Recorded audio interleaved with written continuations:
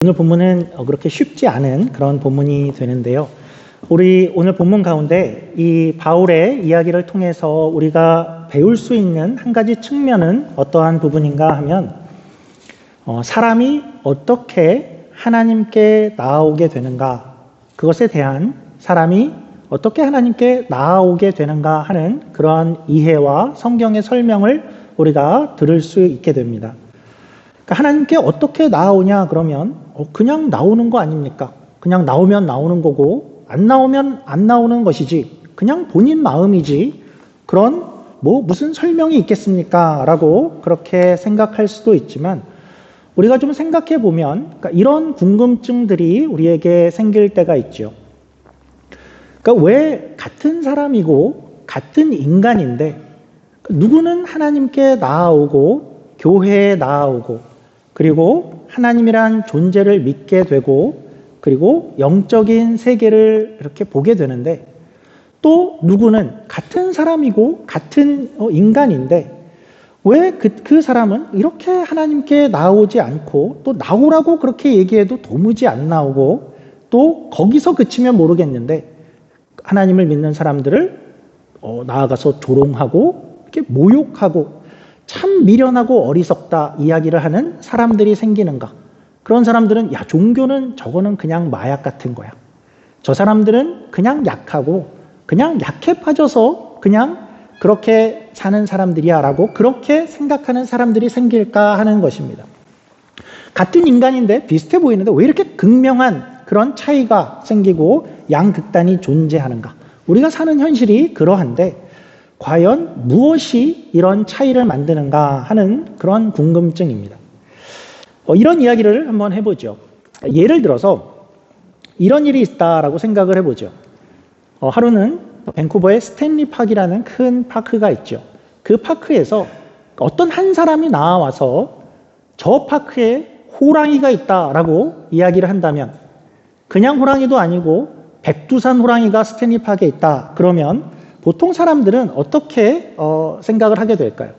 저 사람 거짓말을 하나 보다. 술이 취했나? 아니면 마약을 했나? 이런 생각을 100이면 100 다 그렇게 생각할 것입니다.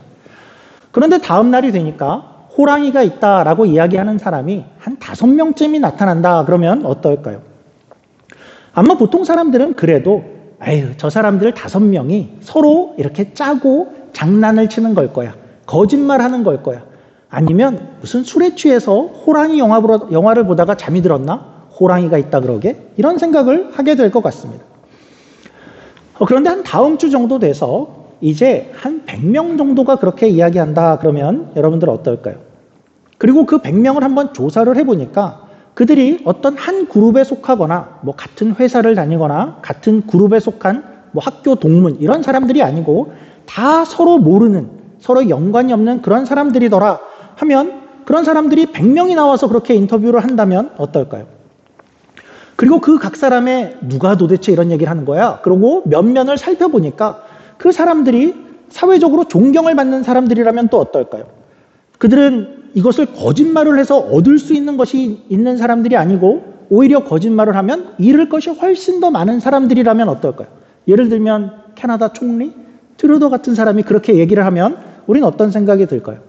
또 조사해보니까 병원 의사, 판사, 회사의 CEO, 거짓말을 해서 얻을 것이 없는 그런 사람들이 이런 이야기를 한다라고 하면, 그러면 그때는 뭔가 있겠구나라는 생각이 들겠죠.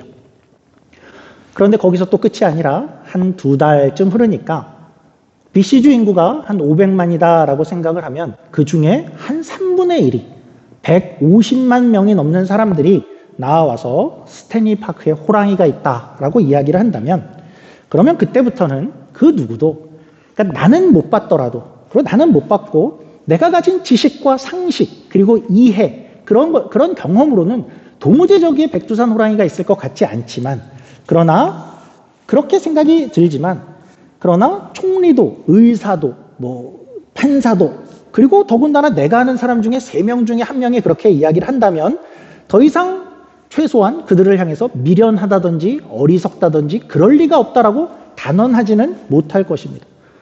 그런 상황이 됐는데 나는 그냥 맨손으로 스탠리파크에 들어가 볼래요 하는 사람은 아마도 없을 것입니다. 그런데 이 같은 이야기를 기독교에 적용을 해보면 이 이야기가 이렇게 돌아가지가 않습니다. 만약에 기독교를 한 10명이서 주장을 한다 그러면 어떻게 사람들이 반응할까요? 야, 정신 차려. 무슨 술 취했어? 종교에 취한 거 아니야? 그럼 말도 안 되는 어리석은 얘기 하지 마. 라고 그렇게 치부해 버릴 수 있다라고 생각이 듭니다. 그리고 한 100명 정도가 기독교를 이야기한다고 해도 다른 사람들이, 야, 저 사람들 그냥 같이 이렇게 짜고 그냥 그룹의 사람들일 거야 라고 무시하는 것이 이해가 되죠. 그런데 현재 우리 세계 인구의 한 얼만큼이 하나님이 있다라고 이야기를 하냐면 3분의 1이 넘습니다. 그러니까 3명 중에 1명은 하나님이 있다라고 이야기를 하고 있다라는 것이죠.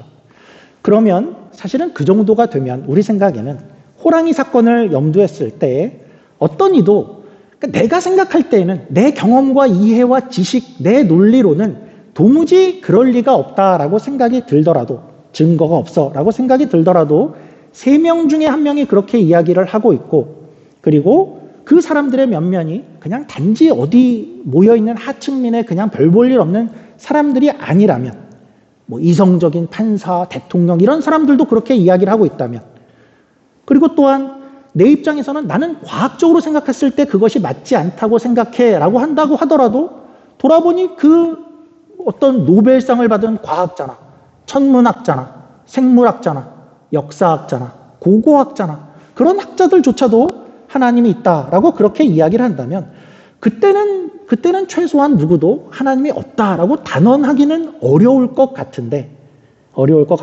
호랑이 사건을 생각했을 때는 그런데 우리의 현실은 호랑이는 같은 상황에서 믿는데 왜 하나님은 사람들이 이런 상황에서도 없다라고 단언하는 사람들이 생기는가? 그렇게 단언하는 사람들이 이렇게 많은가 하는 그런 것이 좀 이상하지 않나요? 그 이유를 오늘 성경에서 한번 성경을 기초로는 이렇게 말할 수 있을 것 같습니다. 그래서 호랑이 이야기는 결국은 그 이야기는 인간의 어떤 지혜와 생각 그리고 이해와 경험의 범주 안에 있는 그러한 이야기이고 그리고 하나님의 이야기, 구원의 이야기, 또 하나님을 보는 것 그리고 그 영적인 세계에 관한 이러한 것은 어떤 면에서 우리의 지혜와 이성, 경험 이러한 한계를 넘어서는 영역을 포함하고 있다. 그런 차이가 있다라는 것입니다. 그래서 이러한 부분은 사실은 인간이 가진 스스로의 어떤 능력과 스스로의 경험과 스스로의 노력을 가지고 그것을 수용해내고 그것을 받아들일 수 있는 그러한 것은 사실 아니고 이 내용들은 사실은 다른 영역에 있다라는 그런 내용을 오늘 본문이 설명하는 것입니다. 그러니까 이런 맥락에서 한번 성경을 한번 봐보죠. 사실은 고린도전서 우리가 1장부터 해왔지만 계속해서 바울은 이런 이야기를 하는 것인데 우리 2장 5절을 한번 제가 읽어보겠습니다. 2장 5절입니다. 이렇게 이야기하죠. 너희 믿음이 사람의 지혜에 있지 아니하고 다만 하나님의 능력에 있게 하려 하였노라. 그래서 믿는 것이라는 것은 그러한 것은 사람의 지혜의 영역에 달려있지 않고 그리고 믿음은 다른 영역의 것인데 그것은 하나님의 능력에 관한 그러한 영역에 속한 것이고 그래서 이 6절 이하는 이런 내용들이 이제 이어지게 됩니다. 그러니까 오늘 오랜만에 오신 분들을 위해서 조금 설명을 하면 지금 이 고린도 전서는 고린도에 보낸 편지이죠. 고린도는 그리스 지역에 있는 교회이고 현재는 어떤 철학과 지혜가 이 사회를 이렇게 지배하고 있던 그런 지역이었습니다. 불과 수백 년 전에 소크라테스, 플라톤, 아리스토텔레스가 지나갔고 그 사람들은 자신들의 인생과 어떤 구원의 문제를 철학과 지혜로 그것으로 해결할 수 있다라고 믿는 그런 사람들에게 보낸 그런 편지입니다. 그런 배경에 있는 곳인데 그래서 바울은 이렇게 얘기하는 겁니다. 너희가 가장 좋아하는 지혜에 관한 이야기로 한번 이야기를 해보자. 그런데 이 지혜는 너희가 생각하는 지혜와는 그냥 전혀 다른 것이다 라는 것을 이야기를 하고 말하자면 이것을 하나님의 지혜라고 이름을 붙여보자. 그런데 너희의 생각과는 전혀 다른 내용이다 라는 것을 오늘 본문이 이야기를 해나갑니다. 제가 6절부터 9절까지를 한번 읽어보도록 하겠습니다. 6절부터입니다. 그러나 우리가 온전한 자들 중에서는 지혜를 말하노니 이는 이 세상의 지혜가 아니요 또 이 세상에서 없어질 통치자들의 지혜도 아니요 오직 은밀한 가운데 있는 하나님의 지혜를 말하는 것으로서 곧 감추어졌던 것인데 하나님이 우리의 영광을 위하여 만세전에 미리 정하신 것이라. 이 지혜는 이 세대의 통치자들이 한 사람도 알지 못하였나니 만일 알았더라면 영광의 주를 십자가에 못 박지 아니하였으리라. 기록된 바 하나님이 자기를 사랑하는 자들을 위하여 예비하신 모든 것은 눈으로 보지 못하고 귀로 듣지 못하고 사람의 마음으로 생각하지도 못하였다 함과 같으니라. 그래서 결국 이 하나님을 본다는 것 그리고 하나님을 믿는 것 이러한 것은 사람의 이성과 논리, 판단 그리고 경험 안에 있는 것이 아니며 그러니까 그러한 것이 전혀 필요 없다라는 뜻은 물론 아니지만 그것만으로 되는 것이 아니다. 그러니까 호랑이는 그것으로 가능하지만 믿음은 거기에서만 나오지 않는다라는 것입니다. 그러면 이 믿음, 하나님을 보는 것 이것은 어디에 달려 있는가? 어떻게 이런 일이 일어나는가 하는 것은 우리 10절 말씀입니다. 10절입니다.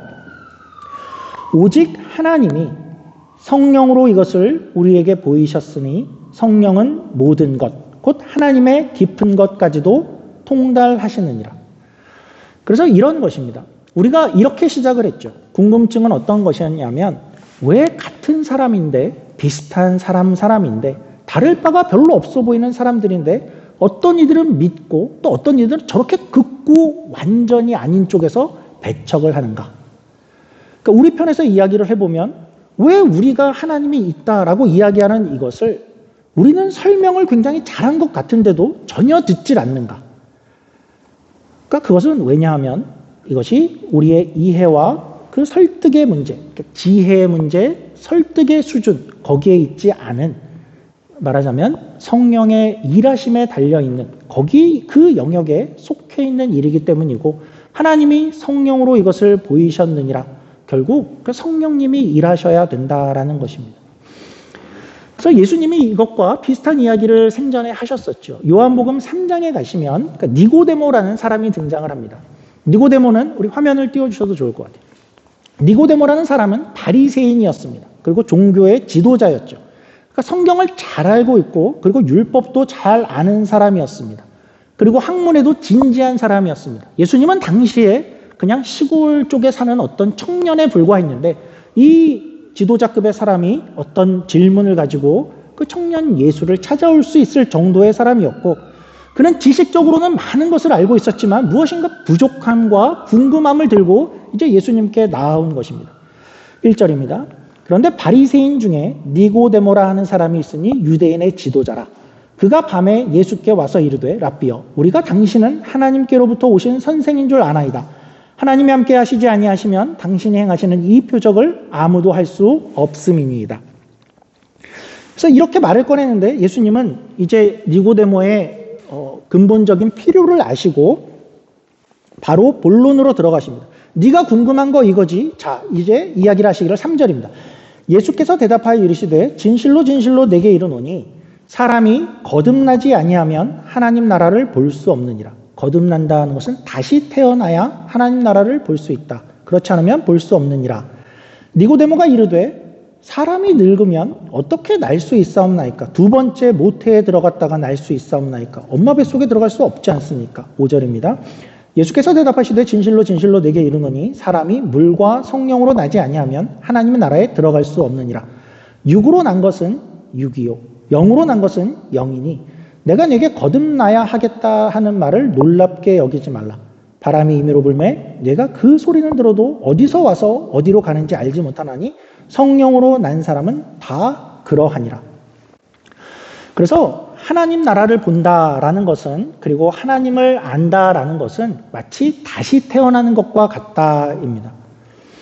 그러니까 니고데모는 아니 어떻게 다시 태어납니까? 엄마 뱃속에 다시 들어갔다가 나오란 말입니까? 라고 묻지만 예수님은 물론 어머니 뱃속에 들어갔다 나오라는 그 이야기는 아니다. 그러나 그것에 비유될 만큼 전혀 다른 존재로 태어나는 것을 이야기하는 것이고 그런 일에 비견될 만한 큰 그 일이 성령으로 나는 일이 있어야 한다라는 것입니다. 그래서 이것은 스스로의 어떤 각오나 스스로의 경험과 스스로의 판단으로 해내는 것이 아니라 성령으로 나는 것으로 이야기할 수 있는 것이다 라고 이야기를 하는 것이죠. 그러니까 니고데모는 당시로 생각하면 가장 성경 지식도 많고 종교적인 지식, 경험도 많은 그런 사람이었지만, 그리고 사내들인의 공회원으로 보여져서 오늘날로 생각하면 국회의원 정도 되는 그러한 사람이었지만, 그가 가진 지혜와 그가 가진 능력을 가지고 이것은 되어지는 영역이 아니고 성령으로 다시 태어나야만 하는, 그래야 하나님을 보고 들어갈 수 있다라고 예수님께서 말씀하시는 것입니다. 그래서 오늘 우리가 계속해서 한 우물을 좀 파죠. 그래서 처음에 이런 질문으로 우리가 시작을 했습니다. 왜 같은 사람인데 누구는 하나님이 있다 하고 누구는 그건 말도 안 된다라고 나뉘게 될까? 어디서 그것이 시작될까 했을 때, 그러니까 우리는 아무리 살펴봐도 이 차이는 착하고 못된 차이인 것 같지 않고, 그러니까 이 차이는 부하고 가난한 것의 차이인 것 같지도 않고, 이 차이는 어디서 태어났는가의 차이도 아닌 것 같고, 이 차이는 착하냐 못되냐의 차이도 아니고, 이 차이는 부모가 믿음을 가졌냐 아닌 거의 차이도 아닌 것 같은데, 우리는 도대체 어디서 왔는지 모르겠는데 어떻게 하나님 앞에 나아오는 것인가 할 때에 바로 성령님이 일하시는 것이다. 성령님이 다시 태어나는 이들을 만들어내신다라는 것입니다.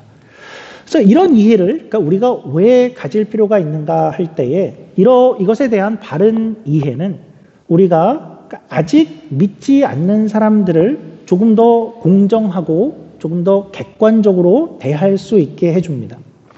그러니까 우리는 가끔 그런 생각이 솔직히 들 때가 있죠. 우선은 왜 저들은 내 말을 저렇게 안 들을까 하는 말로 시작을 하고, 왜 안 믿는 것을 넘어서 이렇게 멸시하고 조롱하고 또 우리를 바보 취급하는가? 그러니까 저들은 그래서 그러면 나쁜 사람들인가? 저들은 고의적으로 또 의도적으로 우리를 공격하는 것인가? 근데 사실은 그렇지 않고 아직 볼 수 없어서 그런 것입니다. 그러니까 성경의 설명에 의하면 성령으로 다시 태어나기 전에는 이것을 볼 수 없어서이고, 어쩌면 그렇게 반응하는 것은 어쩌면 자연스러운 것이 되는 것이죠. 그래서 요한복음에 가면 이런 비유도 등장을 합니다. 소경의 비유라는 것입니다. 어떻게 이야기를 하냐 하면, 그러니까 세상은 소경과 같다라고 이야기를 합니다. 소경과 같아서 빛이 왔으되 그것을 볼 눈이 없더라. 그러니까 빛이 왔으되 그것을 알아볼 수 없더라라고 이야기를 하죠. 그래서 세상은 어떻게 하는 것이냐 하면, 빛이 왔는데 야 나는 빛이 너무 싫어, 저걸 모욕하고 공격하고 조롱해야겠어라고 하는 것이 아니라, 그것이 아니라 빛을 볼 수가 없기 때문에 그럴 수밖에 없다라는 것이죠. 근데 우리가 소경에게 가서 우리는 그렇게 하지 않죠. 야, 너 빛을 꼭 봐야 돼? 그렇게 다짐해야 돼? 라고 이야기하지 않고, 너 신호등 앞에 가면 빨간 빛이 보이면 서야 되고 초록빛이 보이면 앞으로 가야 돼. 꼭 그렇게 해야 돼? 라고 아무리 열심히 얘기를 해도 사실은 소경의 문제는 이런 정보의 문제가 아니죠. 눈이 안 보이는 게 문제이고, 그래서 그것을 그냥 따를 수 없다라는 것입니다. 그럴 수밖에 없는 것입니다. 그래서 의도적인 공격, 의도적인 반응이 아니라 어떤 면에서는 하나님을 보지 못해서 어쩔 수 없는 반응이다라는 것이죠.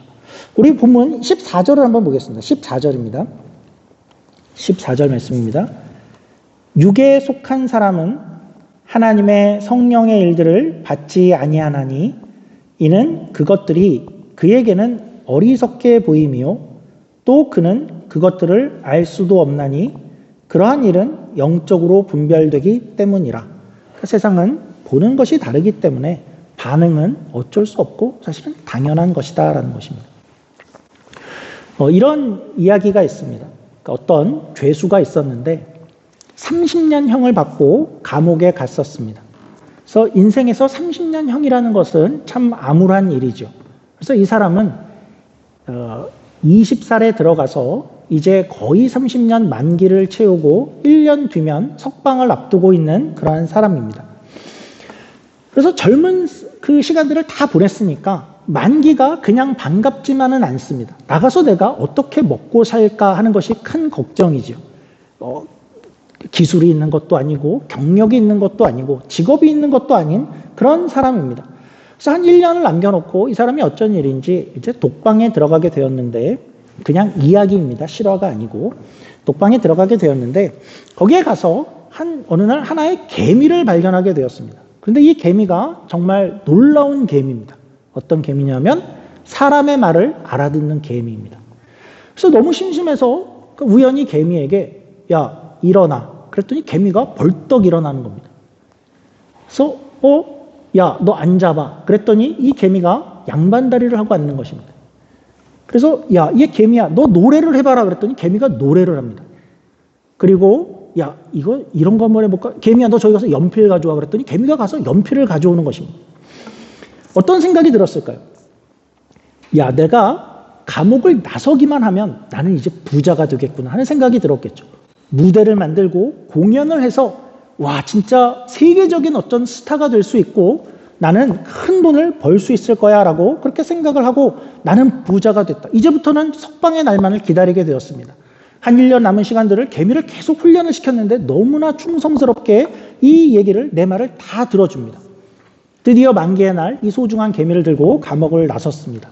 나섰는데 조금 배도 고프고 그동안 먹고 싶은 것이 있어서 짜장면 집에 가게 되었습니다. 한참을 먹다가 문득 이런 생각이 든 것입니다. 이 개미가 혹시 감옥에서만 능력이 있고 사회에 나와서는 이걸 못하면 어떡하지 하는 생각이 문득 들어서 개미를 꺼내놓고 이렇게 얘기를 했습니다. 야 가서 단무지 들어봐. 그랬더니 개미가 가서 단무지를 번쩍 드는 것입니다. 너무나 감격스러워서 와 이거는 나 혼자 볼 수가 없다. 그래서 주인장에게도 보여주고 이 주인이 어떻게 반응할까 하는 것을 이제 궁금해서 주인을 불렀습니다. 주인 아저씨 일로 와서 이 개미를 보십시오 라고 얘기했더니 그 주인의 반응이 무엇이었겠습니까? 오 손님 죄송합니다 그러고 꾹 눌러서 죽였답니다.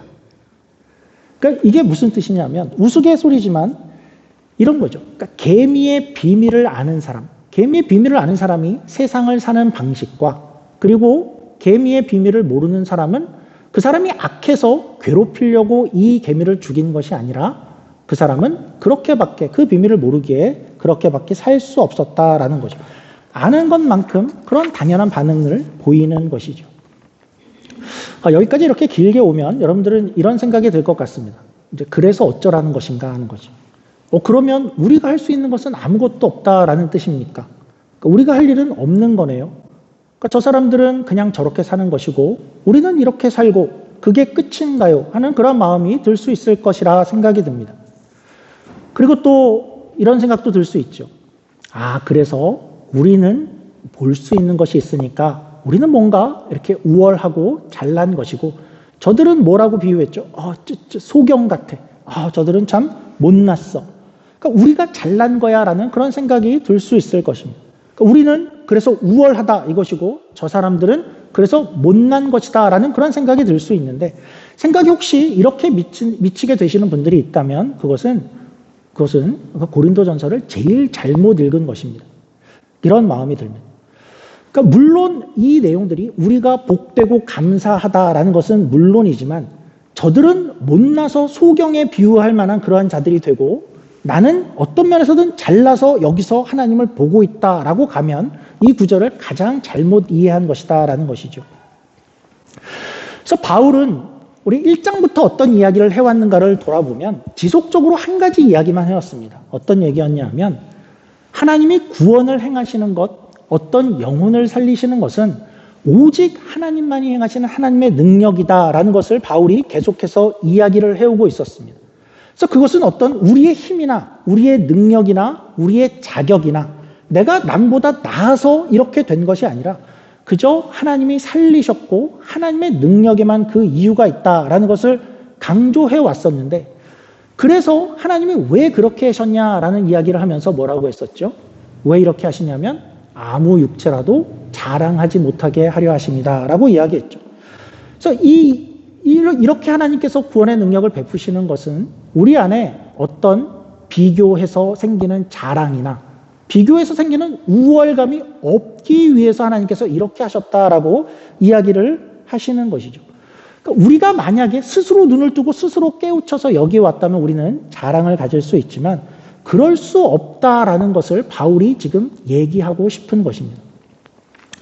그리고 나서 우리가 요한복음 1장에 소경의 비유로 다시 한번 돌아가면, 소경의 비유는 제가 완벽하게 설명을 드리지 않았는데 원래 소경의 비유는 어떤 것이었냐면 단지 누구누구가 소경이더라 하는 이야기가 아니라 온 세상이 다 소경과 같았다라는 이야기를 하는 것이었습니다.